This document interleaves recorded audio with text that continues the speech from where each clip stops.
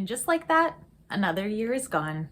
It is where I say goodbye to Christmas. Now, although I do decorate extremely early, well, early for some people, November. Is that really early? New Year, I'm really motivated to take down my Christmas decorations. It's a way for me to start off fresh for the new year. What I do like to do though for January is decorate for winter. So join me while I show you how to create some really subtle winter-esque feels. Is that even a word? I show you how I transition from Christmas to winter with a few easy steps. Let's check it out.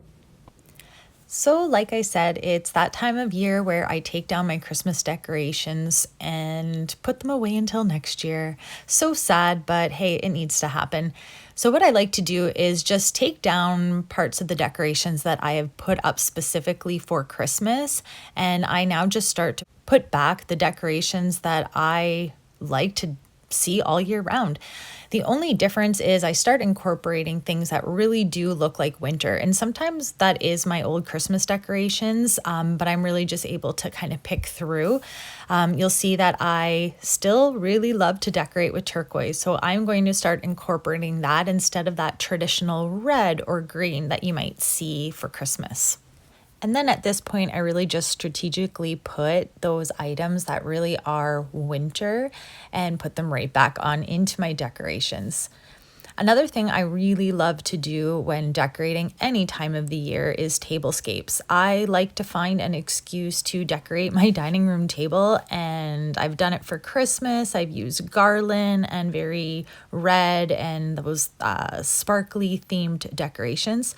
So for winter, how I've transitioned is I have, yes, once again incorporated my turquoise, but now I'm sticking to that snowflake or snow theme instead of Christmas. I am, however, also utilizing that sparkle and silver just to still keep it to that winter look.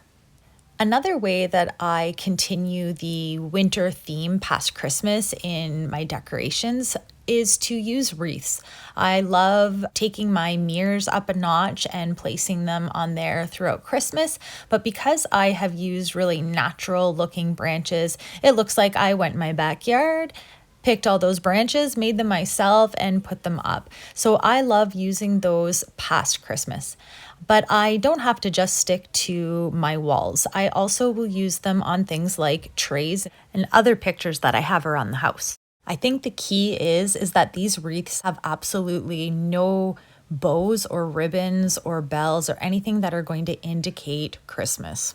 Another step I use towards creating that January look or that winter look is using branches or bundles that are flocked, for example, with snow or pine cones. So although I do use those stems in traditional ways by putting them in a vase, I will also hang them upside down and put them on empty picture frames that I have throughout my house. I think it really lends itself to my French style that I use.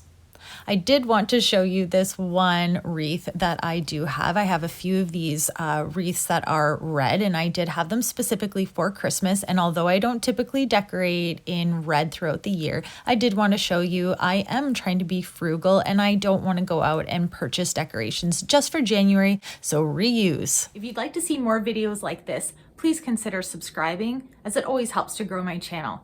Until next time, I hope this has helped you to stay inspired.